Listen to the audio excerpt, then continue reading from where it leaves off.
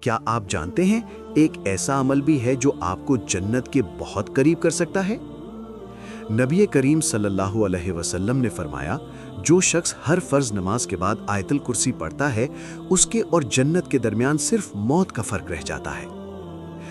اللہ لا الہ الا هو الحی القیوم لا تأخذه سنة ولا نوم له ما في السماوات وما في الأرض من ذا الذي يشفع عنده إلا بإذنه يعلم ما بين أيديهم وما خلفهم ولا يحيطون بشيء من علمه إلا بما شاء وسع كرسيه السماوات والأرض ولا يؤوده حفظهما وهو العلي العظيم۔